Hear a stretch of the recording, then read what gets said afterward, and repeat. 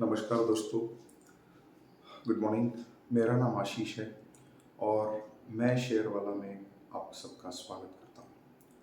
आज का टॉपिक है कि शेयर मार्केट में लोग क्यों आते हैं और कैसे पैसा कमाते हैं, कैसे पैसा गंवाते हैं और मार्केट में क्या करना ज़रूरी है, क्या रूल्स होने चाहिए शेयर मार्केट में, तो आप पैसा एक प्रिजर्व कर सकते हैं या एक लॉन्ग टर्म कैपिटल आप बना सकते हो।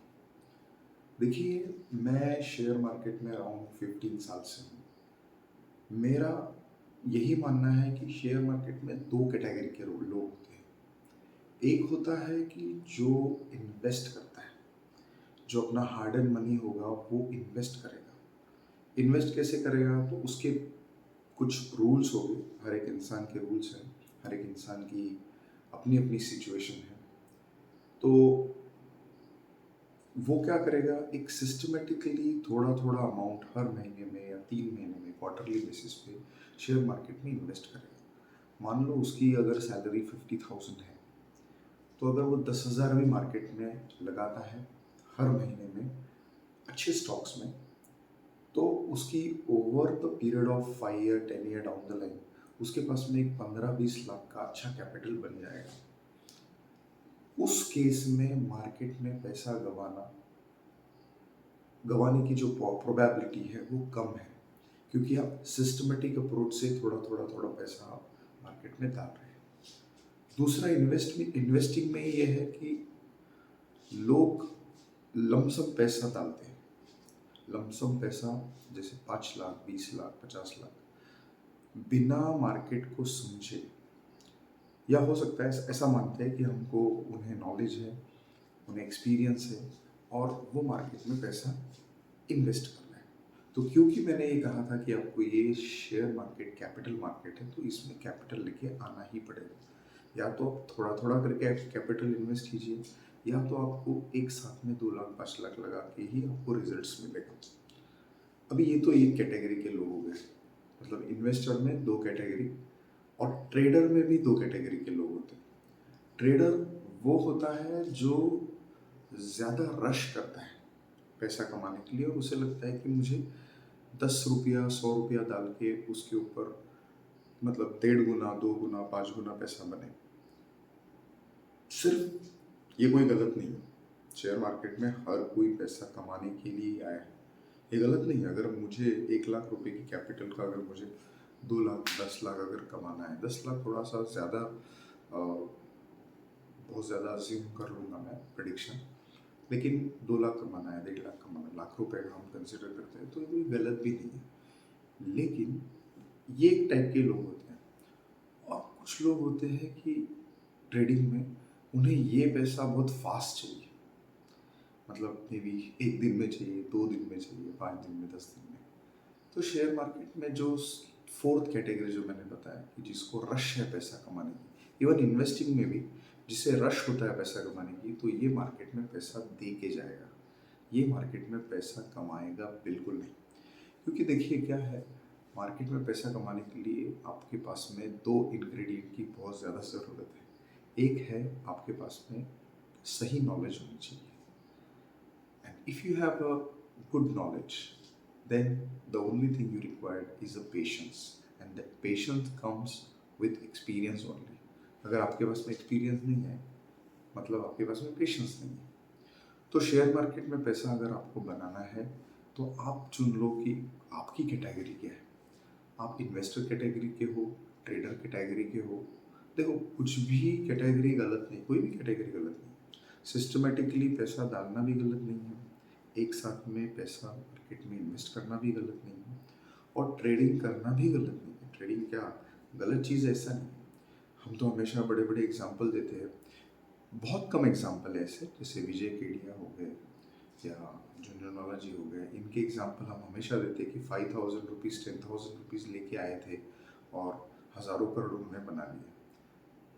तो हमें पहले हमारा एक गोल डिसाइड करना पड़ेगा। उस गोल को ऐसे डिफाइन करते हैं कि मुझे 1 साल में मेरे जो भी मेरा कैपिटल है उसके ऊपर मुझे 25% का रिटर्न चाहिए, नॉट मोर देन 25%। क्योंकि 25% अगर रिटर्न मुझे मिलता है तो मैं वॉरेन बुफेट को भी बीट कर रहा हूँ, क्योंकि वॉरेन बुफेट जी का रिटर्न जो है वो सिर्फ 19% का है, और हम अगर 25% की चाह रख रहे हैं तो कोई गलत नहीं है। तो वो 25% कैसे कमाया जाए? तो देखिए क्या होता है कि म्यूचुअल फंड में अगर आप पैसा डालते हो तो आपको 12% टू 15% तो ईयर ऑन ईयर बेसिस पे फ़ायदा होगा। लेकिन अगर आप खुद के स्टॉक खुद सेलेक्ट करोगे और उसमें रिटर्न की चाह रखोगे तो 20 to 25% आपने कमाना है, नहीं तो फिर इतना रिसर्च करके फ़ायदा क्या है? हम हमारा पैसा या हमारा टाइम क्यों बर्बाद करें? जिससे नॉलेज है, जो पोर्टफोलियो क्रिएट करता है उसके पास में जाए, उसे कहे कि भाई 1% आप ले लो साल का और हमें पैसा बना के दो।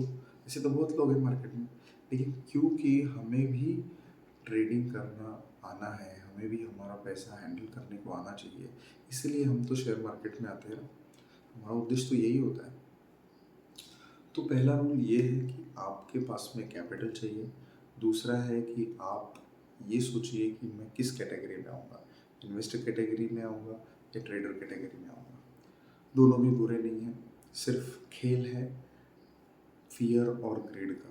आप तो जानते हैं फियर और ग्रिड डिपेंड करता है आपके स्वभाव के ऊपर। आप अगर 10,000 रुपया लॉस खा के आपको फियर लगेगा, हो सकता है मुझे फियर 1,000 रुपये में ही लगे, किसी और को 1 लाख रुपए गंवाने के बाद में लगे, राकेश झुंझुनवाला जी को 30 करोड़ गंवाने में लगे। तो फियर का कोई ऐसा स्पेसिफिक डेफिनेशन नहीं, वो अपने एपेटाइट के ऊपर डिपेंड है। मेरे पास में कितना कैपिटल है उसके हिसाब से, और मेरा जो स्वभाव है बचपन से लेके अभी तक जो भी मैंने सीखा है, मेरा जो एक स्वभाव बन गया है कि मुझे कहाँ पे ग्रीड आता है और कहाँ पे फियर आता है। तो फियर को मुझे कुछ कंट्रोलिंग फैक्टर होने चाहिए मेरे। फियर की कंट्रोलिंग फैक्टर एक ही है कि आपको स्टॉप लॉस लगाना पड़ेगा। अगर आपको जिस दिन फियर आना, बुरी बात नहीं, फियर आना ही चाहिए, फियर आएगा तो आपको स्टॉप लॉस लगाना है बस। और अगर ग्रीड आता है, सपोज 5% 10% आपका स्टॉक अगर बढ़ गया और आपको ग्रीड आ गई, तो उसको कैसे कंट्रोल में करें? तो आपको टॉप का जो टारगेट बोलते हो आप, उसे आप 3 to 5% का आप टारगेट ले सकते हो, 2 to 5% भी ले सकते हो, लेकिन वो डिपेंड करता है आपके रिस्क रिवार्ड पे। अगर आपका रिस्क 1 है और आपका रिवार्ड 3 है तो आप 1% में आपका जो भी पोजीशन है आप निकल जाओगे, और 3% जब भी स्टॉक बढ़ेगा तो भी निकल जाओगे। 3 का अगर आप 5 के लिए वेट करोगे तो वो ग्रेड है। 1 का अगर आप बोलोगे नहीं यार ये 1% से 2% 5% हो गया अभी, वेट कर रहे हो, आप वेट करोगे तो वो भी गलत है, उसमें भी आपको लॉस होगा। फियर में चले जाओगे, तो फियर और ग्रीड के बचने के लिए आपको रिस्क रिवार्ड सबसे ज़्यादा अच्छा टूल माना गया है। तो अभी हम ये सीखेंगे, हम ये देखेंगे कि इन्वेस्टर मार्केट में कैसे सक्सेसफुल होते हैं, इन्वेस्टर ट्रेडर से भी ज़्यादा कैसे रिटर्न कमाता है। देखिए अगर मैं 1% रिटर्न की एक्सपेक्टेशन करता हूँ वीक मंथली बेसिस पे, तो मैं 12% रिटर्न ले लेता हूँ, जो कि एफडी से बहुत अच्छा रिटर्न है। और अगर मैं मान लो वीकली 1% अगर एक्सपेक्टेशन करता हूँ, तो ईयर ऑन ईयर बेसिस में 28 to 30% का मैं एक्सपेक्ट करता हूँ रिटर्न, जो कि बुरा नहीं है, बहुत अच्छा है।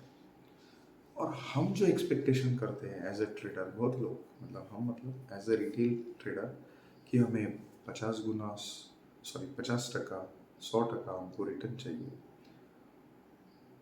रिटर्न चाहिए अच्छी बात है, लेकिन मुझे 1 दिन में चाहिए, 10 दिन में चाहिए, 2 दिन में चाहिए, इंट्राडे में चाहिए, तो वो गलत है। उसे थोड़ा सा आपको कंट्रोल करना पड़ेगा, नहीं तो आपको ट्रेडिंग की जर्नी बंद करनी पड़ेगी। क्योंकि मेरे साथ में ऐसा हुआ है, मैंने काफ़ी पैसा जब इनिशियल 2003-4 में मैं जब मार्केट में आया था, तभी मैं I used to be in Reliance Reliance industries में था मैं, और तभी पैसा आता था तो सैलरी अच्छी थी, तो सोचता था इसे और अच्छे तरीके से यूज़ करो और बढ़ाओ, लेकिन पॉसिबल नहीं था वो, और उसके चलते मैं इस ट्रैप में फंसता था और पैसे गंवाता था। तो दोस्तों आज हमने सीखा कि इन्वेस्टर, ट्रेडर और रिस्क रिवार्ड, ये अगर मैं एक छोटा फॉर्मूला बना लेता हूँ, मैं चुन लेता हूँ, पहले तो चुनाव, आज के एपिसोड में हम यही देखे हैं कि मैंने खुद को कैसे पहचानना है कि मैं क्या हूँ, लॉन्ग टर्म इन्वेस्टर हूँ, शॉर्ट टर्म ट्रेडर हूँ, और उसमें रिस्क रिवार्ड कैसा रखूँ, और उसके बाद में मैं मेरी जर्नी स्टार्ट करूँगा।